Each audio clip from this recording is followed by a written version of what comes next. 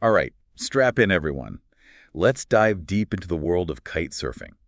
You guys have sent in a ton of amazing stuff, articles, event results, even some training guides, and I'm so ready to unpack it all. By the end of this, you're going to really get what makes this sport so captivating. Yeah, it's more than just a sport, you know? It's like this incredible blend of athleticism and skill and this deep connection with the elements.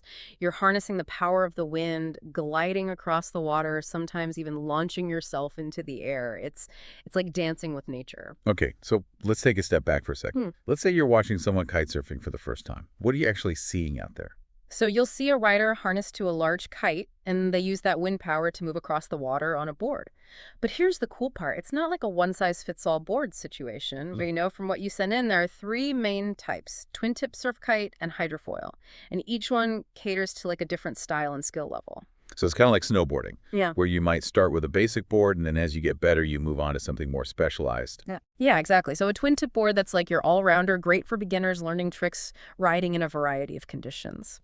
Think of it as your first snowboard. Then you have surf kites. Those are designed specifically for riding waves, just like a surfboard, but with the added power of a kite. And then there's the hydrofoil. Now, this is where things get really interesting. Hydrofoil. That sounds intense. Oh, it is. So picture this, a board with an underwater wing-like structure. As you gain speed, this hydrofoil lifts you above the water, reducing drag, and you're literally flying across the surface. You can even ride in lighter winds, which opens up a whole new world of possibilities. Speaking of a whole new world, it seems like kite surfing is a truly global sport. The stuff you sent in mentions amazing spots everywhere. From Fuerteventura to Sri Lanka, the Philippines, Canada, Venezuela, it's everywhere. It is, and that global reach isn't just in the variety of locations, but also in the competitive scene. We saw results from all over the place. The King of the Cove in Argentina, which already sounds epic. The Fly Dakota competition with its nail-biting final. Clearly, the competitive spirit in kite surfing is as strong as the winds that power it. Speaking of strong winds and epic moments, Mm-hmm. we got to talk about hang time. That's the time a kite surfer spends airborne after launching off a wave right. It didn't give the exact current record, but it seems like breaking that record is a massive challenge. Oh, yeah, it is. It's this combination of perfect wind conditions, impeccable technique, and you know what the source called it? A healthy dose of audacity. You're basically trying to defy gravity for as long as possible, all while controlling a powerful kite and landing safely. Which brings us to a crucial point, safety.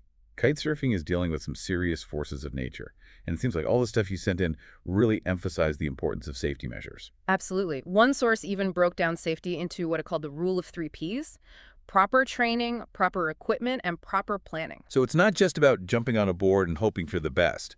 What does proper training actually entail? It's more than just learning to control the kite. A good training program will teach you about wind conditions, water safety, self-rescue techniques, how to assess risk. Basically, it equips you with the knowledge and skills to handle any situation that might arise on the water. And proper equipment. I'm guessing that goes beyond just the kite and the board. Definitely. We're talking about things like a well-maintained harness, a properly functioning control bar with a reliable quick-release system, and, of course, a helmet for impact protection. And choosing the right kite size and type for the wind conditions is absolutely crucial. Sounds like there's a lot to consider before you even hit the water. What about that third P, proper planning? What does that involve? So proper planning means checking weather forecasts, understanding tide patterns, being aware of potential hazards like currents or obstacles, and also letting someone know where you're going and when you expect to be back. It's all about minimizing risk and maximizing safety by being informed and prepared. Makes you realize there's a lot more to kite surfing than meets the eye. It's not just about the thrill. It's about understanding and respecting the elements, being prepared, and knowing your limits. Exactly. It's that respect and awareness that allows you to truly enjoy the freedom and exhilaration that kite surfing offers. But unfortunately, even with the best preparation, things can still happen. The stuff you sent in mentions a kite surfer who was attacked by a shark in Key West. That must have been terrifying. It is a stark reminder that no matter how much we plan and prepare, we're still sharing the ocean with other creatures, some of which can be unpredictable. That respect for the natural environment and its inherent risks is paramount. So we've talked about the global appeal, the types of boards, the importance of safety. What else jumped out at you from all this material? One thing that really stood out to me was the variety of competitive disciplines within kite surfing. Most people imagine those high-flying, big air jumps. But while that's definitely a part of it, there's so much more. Okay, now I'm intrigued. What kind of disciplines are we talking about? Well, there's freestyle, which is all about performing stylish tricks and maneuvers on the water. Then there's strapless freestyle, Mm-hmm. where you guessed it, you're riding without any foot straps, which makes it even more challenging. And then you have wave riding competitions, where riders are judged on their ability to surf and perform aerial maneuvers on ocean waves. So there's a whole world of competitive kite surfing beyond those big air jumps. And speaking of big air, the stuff you sent in, name some of the top contenders in that discipline. Names like Gisela Pulido, Carlos Mario Michaelusol, they sound like the rock stars of kite surfing. They are. These are athletes who've dedicated their lives to pushing the boundaries of the sport. They're renowned for their incredible skill, their innovative tricks, and their ability to consistently perform under pressure. And it's not just established champions. The articles also mention some up-and-coming riders like Noah Nicholas, who had a pretty impressive win at the World Championships in Tarifa, Spain. It seems like there's this constant influx of new talent pushing the sport forward. Absolutely. Kitesurfing is still a relatively young sport, and there's a lot of room for innovation and progression. These young riders are bringing fresh perspectives, new tricks, and a hunger to make their mark on the world stage. Speaking of Tarifa, Spain, that seems to be the place for kite surfing. Those vast, sandy beaches, consistent winds. The sources paint quite an idyllic picture. Yeah, Tarifa is definitely a mecca for kitesurfers. But what's fascinating is there's a whole range of other incredible destinations, each with its own unique appeal. Like Kalpitia in Sri Lanka is known for its flat, shallow lagoons, making it a perfect spot for beginners to learn and hone their skills. So it's not a one-size-fits-all destination when it comes to kite surfing. What are some of the key factors a kite surfer should consider when choosing a spot? Well, obviously, wind conditions are paramount. You need consistent, reliable wind to power your kite. But water temperature is another big one, especially if you're not into wearing a thick wetsuit all the time. Then there's infrastructure. Are there kite schools, rental shops, rescue services? These are all practicalities that can make or break your trip. It's like anything else, preparation is key. But beyond the practicalities, it seems like there's a real sense of community within kite surfing. The articles mention this Pirates Kite Club in Barcelona, and they're actually fighting for kite surfing rights in the city. That's dedication. Yeah, it really speaks to the passion these riders have for their sport. They're not just individuals out on the water. They're a collective force advocating for their right to enjoy the sport they love. And that community spirit is also reflected in events like the Low Delta Kite Festival, which sounds like a celebration of all things kite surfing. Music brands, riders, all coming together. It's like a giant kite surfing party. But amidst all this fun, there's also this clear awareness of the future of the sport. The articles hint at some exciting innovations like the Harlem Force kite, which seems to be all about pushing the boundaries of performance. And let's not forget sustainability. Kitesurfing relies on the natural environment, so it's encouraging to see initiatives like the Movimiento Kai, which focuses on recycling kites and creating eco-conscious products. That's awesome. So we've got innovative kites, a growing global community, and a focus on sustainability. But there's one more element these sources touch upon that I want to explore. Wing foiling. It seems like the new kid on the block attracting even more people to wind-powered water sports. Yeah, wing foiling is fascinating. Imagine kite surfing, but instead of a giant kite, you're holding an inflatable wing that looks a bit like a mini sail. It's incredibly maneuverable, easier to transport, and some say it's even easier to learn than kite surfing. So it's like a more accessible entry point into the world of wind-powered water sports. Mhm. I'm definitely sensing a theme here. Kite surfing is evolving, expanding, and finding new ways to connect people with the power of the wind. Exactly. It's a sport that's constantly pushing boundaries, both in terms of athletic achievement and its impact on the world around it, and that's what makes it so captivating. Well, on that note, I think we've covered a lot of ground in this first part of our deep dive. We've gone from the basics of the sport to its global reach, the importance of safety and preparation, and even touched upon its exciting future with innovations like the Harlem Force kite and the rise of wing foiling. And we've only just scratched the surface. There's still so much more to explore, from the intricacies of competitive kitesurfing to the cultural impact of this incredible sport. But we'll save all that for the next part of our deep dive. For now, let's take a moment to absorb everything we've learned so far. And for you, the listener, if anything we've discussed has piqued your curiosity, don't hesitate to delve deeper into the world of kitesurfing. It's a world of wind waves and boundless possibilities. You know, one thing that really stood out to me going through all this was the level of expertise and dedication within the kitesurfing community. It's not just a hobby for these people, it's a way of life. I'm with you there. We touched on some of the big names earlier, but I'm curious to hear more about what makes these riders stand out. What sets them apart? We'll take Nuno Estru Figueiredo, for example. The articles mention him riding these massive waves in Nazaré, Portugal. Waves so big they earned him a Guinness World Record. He's not just riding, he's conquering these monstrous walls of water. That sounds insane. What does it take to ride waves like that? It's a combination of experience, skill, and a deep understanding of the ocean. Figueiredo isn't just some daredevil out there. He meticulously studies weather patterns, understands the nuances of wave formation, and he spent years honing his technique. So it's not just about being fearless. It's about being calculated and knowledgeable about the forces you're dealing with. It's like the rule of 3 Ps applied to big wave riding. Precisely. And it's that combination of skill and respect for the ocean that allows riders like Figueiredo to push the boundaries of what's possible in kitesurfing. Okay, that's inspiring, but let's be realistic here. Not everyone is going to be riding Nazaré-sized waves. What about the average person who's just starting out in kitesurfing? What kind of progression can they expect? That's a great question. The sources actually outline a pretty clear path for aspiring kitesurfers. It usually starts with learning on a twin-tip board in relatively calm waters. You get comfortable with the kite, learn basic maneuvers, and develop a feel for the wind. This is kind of like learning to ride a bike with training wheels before you hit the open road. Exactly. Once you've mastered the basics, you can progress to a surf kite and start riding waves.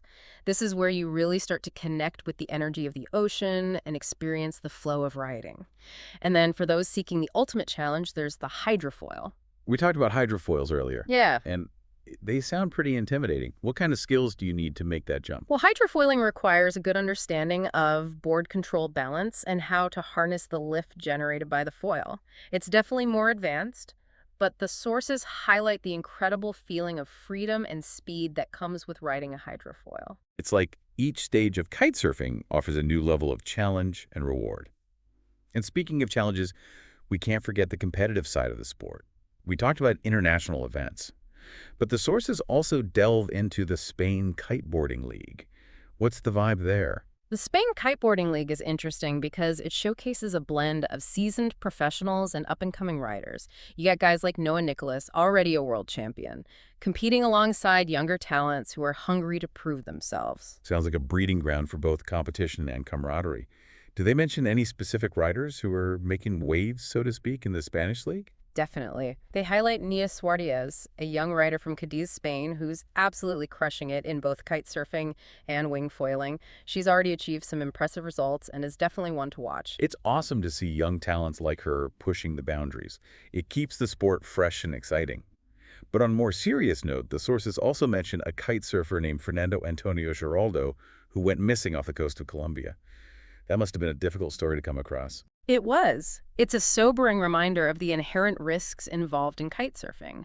But what struck me was the incredible response from the kitesurfing community. They rallied together, sharing information, organizing search parties, and offering support to Giraldo's family. It speaks volumes about the bonds within this community. They understand the risks, they support each other, and they share a deep respect for the power of the ocean. Exactly. And that sense of community is also evident in the events and festivals dedicated to kitesurfing. Remember the Low Delta Kite Festival? The sources paint such a vibrant picture of it, music, food, the latest gear, and of course, incredible displays of kitesurfing skill. Sounds like the ultimate kitesurfing experience.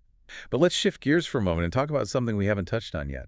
Kite maintenance. I know not as glamorous, but equally important. You're absolutely right. The sources, particularly the training guides, really emphasize the importance of regular inspection and maintenance, especially when it comes to the control bar, the lifeline between the rider and the kite. That makes sense. You wouldn't want to be out in the middle of the ocean with a faulty control bar. What kind of maintenance are we talking about? They break down the different parts of the control bar, the chicken loop, the quick release, the depower strap, and explain how to inspect them for wear and tear. They even provide step-by-step instructions on how to replace lines and make adjustments. Hold on, can we back up for a second? I think it's important to define some of these terms. Yeah. For anyone who's not familiar with the technical aspects of kite surfing, what exactly is a chicken loop? And what about the depower strap? Of course. The chicken loop is essentially a safety feature that connects your harness to the control bar. It allows you to quickly release the kite in an emergency. The D-power strap, on the other hand, allows you to adjust the power of the kite by changing the angle of attack. So the D-power strap is what allows you to control how much power the kite is generating. That sounds crucial. It is, and it's another example of how kite surfing equipment has evolved to prioritize both safety and performance. And speaking of performance, the sources also delve into the importance of choosing the right kite based on wind conditions. Absolutely. They explain how wind speed and direction can significantly impact your kite surfing experience. They even go into detail about different types of wind, like onshore and offshore winds, and how each type creates different riding conditions. Okay, I'm going to do a quick lesson on wind types here. Yeah. What's the difference between onshore and offshore winds? Think of it this way. Onshore winds blow from the sea towards the land, while offshore winds blow from the land towards the sea. Onshore winds tend to create choppy water conditions, which can be challenging for beginners. Offshore winds, on the other hand, can create smoother water, but also carry the risk of being blown further out to sea. So knowing the wind type and choosing the right kite accordingly is crucial for both safety and enjoyment. Precisely. And it's yet another example of how kite surfing requires a blend of physical skill and knowledge of the natural elements. It's like you're constantly learning and adapting to the conditions. But let's get back to the fun part.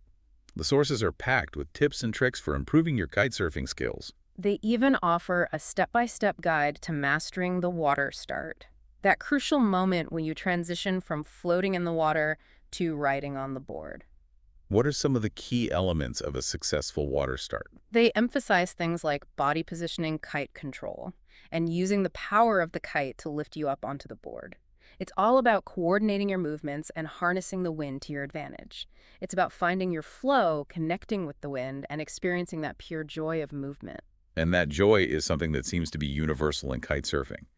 The sources feature stories of riders from all walks of life, young and old, professionals and amateurs, all united by their love for this incredible sport. It's a sport that challenges you, rewards you, and connects you to a global community of passionate individuals. But it's also a sport that demands respect.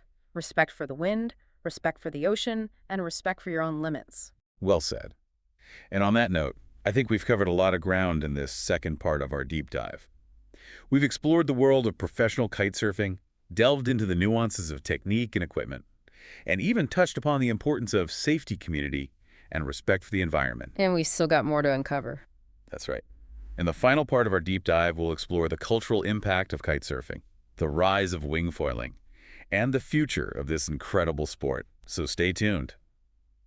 We're back for the final part of our kite surfing deep dive. We've covered so much ground already, from the technical stuff to the competitive scene, even safety and community. But I'm pumped to explore what we haven't touched on yet, the culture and future of kite surfing. Yeah, it's pretty amazing, isn't it? Kite surfing is more than just a sport. It's a lifestyle, a community, a way of connecting with nature. You know, one thing that really struck me going through all this was the global reach of kite surfing. We've talked about destinations all over the world, but it goes beyond just geography. There's this real sense of interconnectedness among kite surfers, no matter where they come from. That's so true. Kite surfers share a common language, a passion for the wind and waves. It transcends borders and cultures. You see it in the online forums, the travel stories, the way riders from different countries support and celebrate each other's achievements. The articles mention an event called Macapa Big Air in Brazil. Have you heard of it? Yes, it's a relatively new event on the big air circuit, but it's gaining popularity so quickly. What's cool is that it attracts riders from all over South America and beyond, creating this awesome melting pot of styles and cultures. It's like kite surfing is creating these global hubs where people can connect, share their love for the sport, and push the boundaries of what's possible. Absolutely. And it's not just about the pro scene either. There are tons of local communities around the world where kite surfing is bringing people together, fostering friendships, and creating this shared sense of belonging. Speaking of bringing people together, we can't ignore the elephant in the room. Or maybe we should say the wing in the room. Wing foiling, it's exploding in popularity. And it seems like it's attracting a whole new crowd to wind-powered water sports. It is incredible how quickly wing foiling has taken off. And it makes sense in a way. It offers a similar thrill to kite surfing, but with a more compact, accessible setup. You don't need a huge kite or super strong wind to get going. The sources suggest that wing foiling is especially appealing to those who might have been intimidated by the complexity or size of kitesurfing gear. For sure. It's easier to learn, easier to transport, and you can ride in more conditions. It's like Wing foiling is opening up the world of wind-powered water sports to a whole new audience. And it seems like the kitesurfing community is really embracing wing foiling. There's no sense of competition or rivalry. It's more about sharing the stoke of riding. Yeah, it shows how inclusive and welcoming the kitesurfing community is. They get it, the more people out there enjoying the wind and waves, the better. And it's not just about new riders either. Kitesurfing itself is always evolving. We talked about the Harlem Force kite and its innovative design, but there's also a growing focus on sustainability in the industry. Oh, definitely. Brands like Kai Clothes are leading the charge, using recycled kite materials to create stylish and eco-conscious clothing. They're showing you can be passionate about kite surfing and committed to protecting the environment. It's awesome to see that awareness spreading. What other steps are being taken to make kite surfing more sustainable? Well, there's a growing movement towards using tougher materials in kite construction, reducing the need to replace them as often. And there are some cool projects focused on recycling old kites and cutting down waste within the industry. It's clear that the kitesurfing community is taking responsibility for its impact on the environment, and that's so key for the future of the sport. I agree. Kitesurfing depends on the natural world, so protecting those resources is super important for the next generation of riders. Speaking of the future, what do you think is next for kitesurfing? Where do you see the sport going in the next 5 to 10 years? That's tough to say for sure. But looking at what's happening now, I think we can expect some more innovation in equipment design, a bigger emphasis on sustainability, and an even wider reach as wing foiling keeps growing. And let's hope that growth comes with a continued focus on safety education and responsible riding. Absolutely. Kitesurfing is a fantastic sport, but it's important to approach it with respect for the environment, for ourselves, and for others out on the water. Well said. I think this deep dive has given us a really well-rounded view of kitesurfing. The thrill, the skill, the community, the challenges, and all the awesome possibilities ahead. It's a sport that never stops changing. But at the end of the day, it's all about connecting with the power of the wind and experiencing this feeling of freedom that's hard to find anywhere else. And that is a beautiful thing. So for you, the listener, if you're ever looking for an adventure, a connection with nature, or just a way to escape the everyday, look no further than kite surfing. It's a whole world just waiting to be explored. And hey, maybe we'll see you out on the water someday. Until then, keep your eyes on the sky, your feet on the board, and let the wind be your guide.